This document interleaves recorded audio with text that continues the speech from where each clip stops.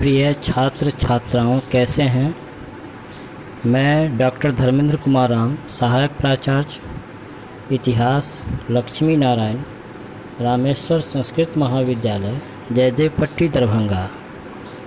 मैं online teaching के माध्यम से शास्त्री प्रथम खंड के छात्र छात्राओं के लिए प्राचीन भारतीय इतिहास के अंतर्गत वर्धन वंश के महानतम शासक हर्षवर्धन के जीवन परिचय तथा उसके युद्ध विजय पर चर्चा करेंगे।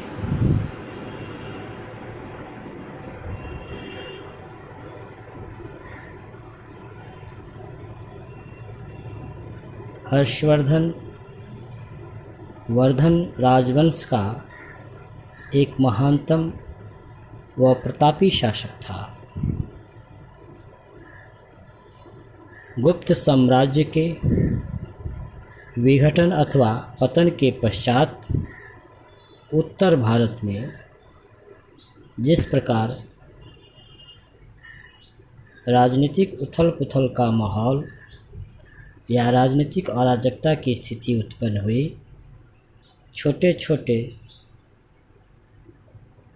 राजनीतिक शक्तियाँ आपस में संघर्षरत थे।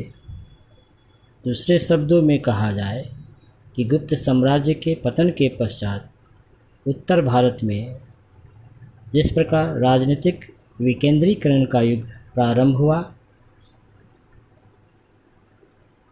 लेकिन हर्षवर्धन के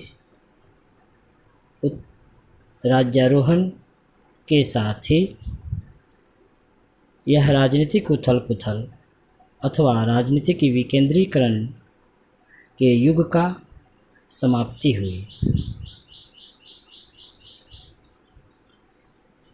वर्धन वंश के महानतम शासक व यशस्वी सम्राट हर्षवर्धन ने अपने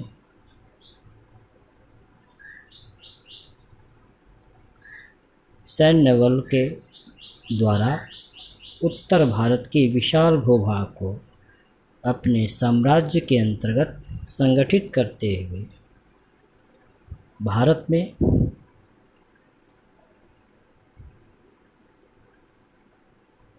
एक विशाल साम्राज्य की स्थापना की। बच्चों, हर्षवर्धन के पहले हम उसके जीवन परिचय पर चर्चा करेंगे, उसके जीवन वृत्त पर चर्चा करेंगे।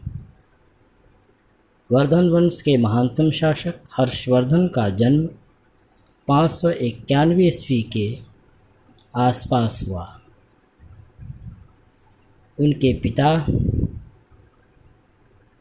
प्रभाकर वर्धन थे और वे परम भट्टारक महाराजाधिराज की उपाधि प्राप्त की। हर्षवर्धन प्रभाकर वर्धन का सबसे छोटा पुत्र था। हर्षवर्धन की माता का नाम यशोमती था। बचपन से ही हर्षवर्धन चक्रवर्ती शासक के उसमें लक्षण दिखाई दे रहे थे। हर्षवर्धन के बचपन उसके ममेरे भाई भंडी तथा मालवराज महासेन गुप्त के दो पुत्रों कुमारगुप्त और माधवगुप्त के साथ व्यतीत हुआ। उसे राजकुमारों के अनुसार शिक्षा दीक्षा दी गई। वह विभिन्न प्रकार के शस्त्रों को चलाने में कुशल हो गया।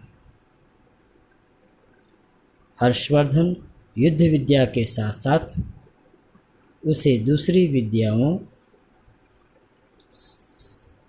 शास्त्रों और ललित कलाओं को भी शिक्षा दी गई तथा इसमें संदेह नहीं कि उसने सभी में अपनी पर्याप्त योग्यता प्राप्त कर ली। हर्षवर्धन 16 वर्ष की अल्पायु में ही वह शस्त्र और शास्त्र में समान रूप से पारंगत हो चुका था।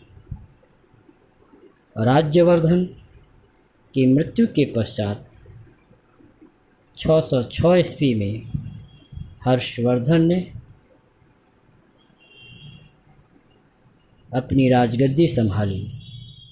हर्षचरित से पता चलता है कि पहले वह सिंहासन ग्रहण करने में संकोच कर रहा था, लेकिन सेनापति सिंहनाद ने